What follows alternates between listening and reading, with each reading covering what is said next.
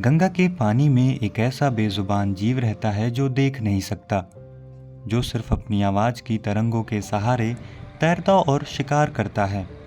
लेकिन आज भागलपुर की विक्रमशिला डॉल्फिन अभयारण्य में शोर इतना बढ़ गया है कि उसकी दुनिया ही बिखर रही है। पुलिस बल के जवान ध्यान देंगे, जहाज लगने जा रही है, जहाज जहां पे लगती है उस रैंप को खाली करा दे। 1991 में बना यह अभयारण्य पूर्वी भारत में नदी पर बना इकलौता सुरक्षित इलाका है, जहां 150 से 200 गंगा डॉल्फिन पाई जाती हैं। लेकिन मई में पुल टूटने के बाद से यहां नावों की आवाजाही कई गुना बढ़ गई है और इसका सीधा असर जमीन पर दिख रहा है। ये बताइए कि यहाँ जो आप जाते हैं तो सोच भी दिखता है डॉल्फिन, हाँ, कितना खूब कि कम? कम है। कम है। पहले ज़्यादा दिखता था कि अभी ज़्यादा दिखता है? पहले तो ज़्यादा कहलगांव में है अभी। हाँ, कहलगांव के साइड टाइप ज़्यादा है। इधर नाव चलने से ऐसा तो नहीं कि भड़क के भाग रहा होगा? हो सकता है ऐसा। और रास्ता में आप लोग को दिखता है? हाँ, कभी कभी दिखता है। जब हम लोग जो है जमींदारी प्रथा के खिलाफ लड़ाई लड़े थे, तो उस समय से ही जो है छोटी मछलियों का जो है विनाश रोकने की बात हो है।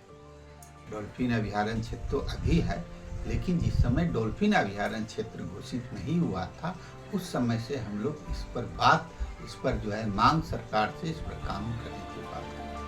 स्थानीय लोगों का दर्द साफ है। शोर और प्रदूषण दोनों ही नदी के जीवन को निगल रहे हैं। स्थानीय प्रशासन भी मानता है कि मानवीय हलचल वाले इलाकों से डॉल्फिन अब दूर जा चुकी हैं। आपको ये भी तथ्य से अपडेट करना चाह रहे हैं कि जो मैक्सिमम कंसंट्रेशन ऑफ डॉल्फिन है, वो हमारा घोघा है, कहलगांव है, बटेश्वर स्थान है, उन इलाकों में है।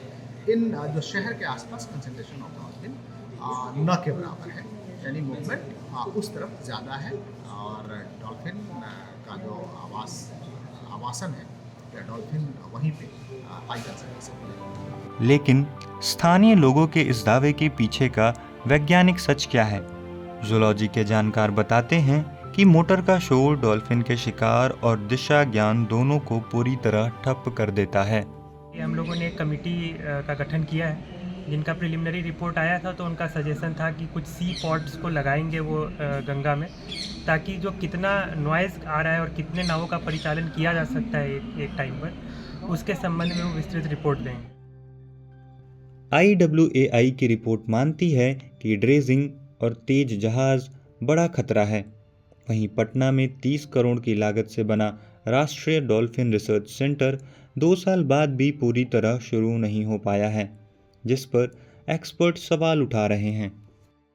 परिचालन शुरू हुआ है, नाव तो पुल गिरा है, उसके अलावा जो बोट का अचानक जो इतना परिचालन शुरू हुआ, जाहिर है उससे डिस्टर्बेंस तो होगा ही, क्योंकि मैकेनाइज बोट है तो वो पंखी चलती है, उसकी आवाज़ से डॉल्फिन डिस्टर्ब होता है। प्लस उसका जो भी शिकार का था, छोटे छोटे मछलियों को वो खाता है, तो उससे जिस परिचालन से मछली भी इधर उधर भटकेगी, तो उसके पीछे उसको भी भागना पड़ेगा उससे। और इसमें कोई शक नहीं है कि डॉल्फिन जो सोच है डिस्टर्ब होगा, वो शिफ्टिंग के लिए मजबूर होगा, क्योंकि जहाँ पर आवाज़ बहुत ज़्यादा चलेगा तो डिस्टर्बेंस होगी, तो ये इस एरिया छोड़ने के लिए मजबूर होगा।